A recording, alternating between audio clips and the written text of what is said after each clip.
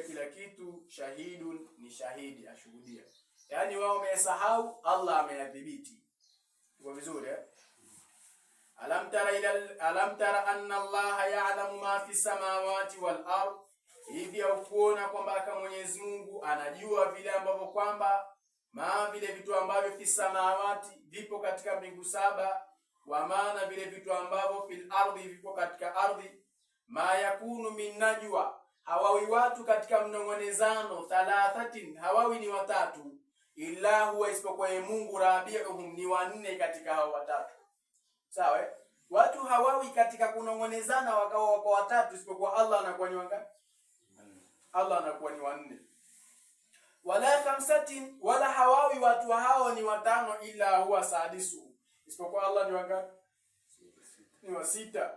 Wala adna min dhalika, wala chini ya hao watu sita, wala akthara, wala zaidi ya hao watu sita, illa huwa, isipokuwa yeye Mungu, mahum, yuko pamoja nao, aina makanu, popote wanapokuwa. Allah anakuwa yuko pamoja popote watakapokuwa. Mkiwa 20, yeye ni wa 21. Mkiwa 200, yeye ni wa 201. Mkiwa wawili, Allah ni wa pili. Tuko vizuri?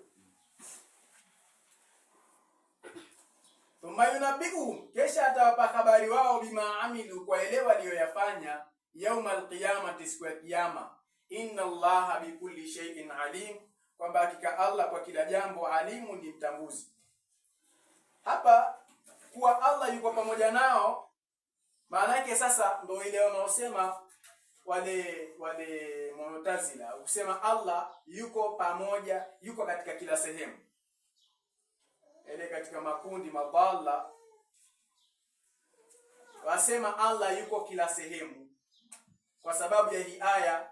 Ikiwa sisi hapa tuko 20, basi Allah ni wa 21, na sehemu nyingine waliokuwa 20 yupo, na sehemu nyingine na sehemu nyingine. Sasa wanadamu popote walipo inaonekana na Allah yupo. Kwa sababu hii wakahukumu, wakasema kwamba Allah yupo kila sehemu. Hadha khata. Sawa? Manake mkiwa wawili mnafanya uchafu hata wazina, utasema Allah ni wangapi? Kumbuka vile wala adna min dhalika, ukiwa katika sehemu katika Baitul Khala, ukiwa chooni wafanya mambo yako, Allah wangapi? Allah atakuwa ni wangapi pale? Wa pili. Uone hilo kama tatizo? Sawa. Kwa hiyo ile kusema Allah yuko katika kila sehemu, hii hoja maulama wakaona si sawa, bali Allah aliposema, na aya zingine nyingi ambazo zinajulisha hivyo, hadithi zile na nini, basi maulama wakasema kwamba yuko pamoja naye nani kwa ilmu yake, yani yuko anawafahamu nyie. Mkiwa wawili, Allah ni watatu pale kwa ilmu yake. Umeelewa? Yani anawatambua, sio dhati yake na yeye yuko pale kwa dhati yake yuko pale, hapana. Tuko vizuri? Lakini pia pamoja na hivyo, maulama nao pia wanasema asifatu la yanfasilu bil mawsuf, sifa haipambaukani na yule mausuf. Ikiwa wewe Allah haiwezekani ilmu yake iwe hapa, yeye yuko mbali, dhati yake haipo, kwa sababu sifa haipambaukani na yule mtu mwenye ile sifa. Ukasema fulani ana ilmu, halafu ikawa sasa hivi ilmu yake iko pale na watu fulani, yeye yupo huku. Yani ile sifa yake ya ilmu iwe kule, halafu yeye yuko peke yake huku. Tuko vizuri? Akasema sifa lazima iwe ni mutasilun bil mawsuf.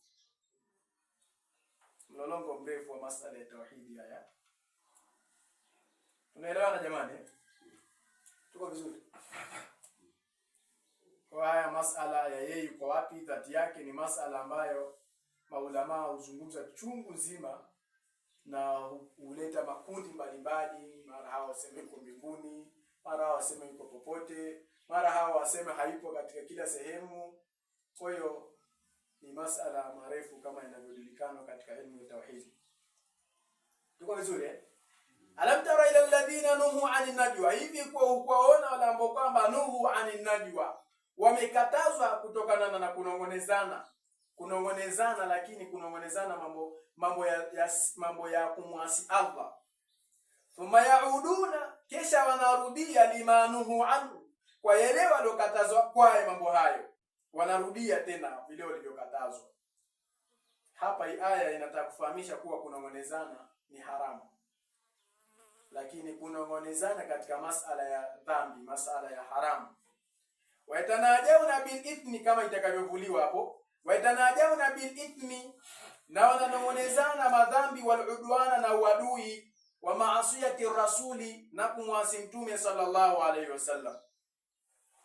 Wa idha jauka, na pindi wanapokujia wewe mtume, hayyauka bima lam yuhayyika billah, wanakuamkia wewe kwa ile mambo kwamba hajapata kukuamkia Allah kwa maneno hayo. Yani wakija wanakuamkia kwa maneno ambayo Allah hata hajakufundisha salamu hiyo, wanakupa salamu. Walikuwa kisemaje? Walikuwa wanamwambia salamu alayka, maana yake umauti juu lako. Sawa?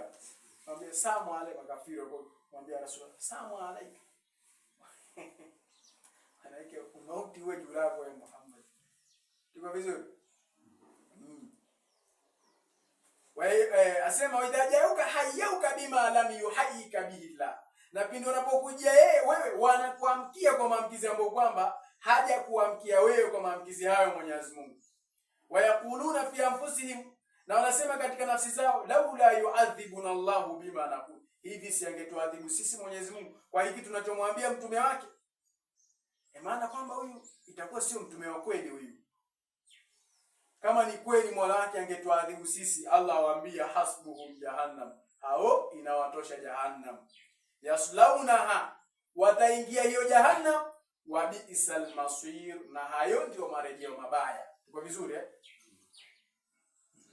Ya ayyuhalladhina amanu, enyi wale ambao kwamba mlioamini Mwenyezi Mungu, idha tanajaitum, pindi mnaponongonezana, fala tatanajau bil ithmi, msinongonezane kwa madhambi, wal udwana, na uadui, wa maasiyati rasul, na kumwasi mtume, watanajau bil birri wat taqwa, nongonezaneni bil birri, kwa ucha Mungu, kwa wema, watakwa, na ucha Mungu, wattaqullaha alladhi, na mcheni Mola ambao kwamba ilaihi, kwake Mwenyezi Mungu, tuhsharuna, mtafanya nini? Mtafufuliwa. Sawa? Innama najwa minash shaitan, kwamba kasi vinginevyo manongonezano mabaya ya kumwasi Mungu na mtume, minash shaitani, ni kutokana na shaitani, liyahzuna alladhina amanu, ili kuwahuzunisha wale ambao kwamba walioamini. Sawa? Walaisa, na hakuwa huyo shaitani, bidarrihim, ni mwenye kuwadhuru hao waumini, shay'an, na kitu chochote, illa biidhnillahi, isipokuwa ni kwa idhni ya nani? Ni kwa idhni ya Allah subhanahu wa ta'ala. Wa ala Allahi, na juu ya Mwenyezi Mungu, falyatawakkalul mu'minuna, ni wategemee waumini. Ni watawakkali kwa nani? Ni watawakkali kwa Allah subhanahu wa ta'ala. Ya ayyuhalladhina amanu, tumeelewana Ya ayyuhalladhina amanu, enyi wale ambao kwamba walioamini.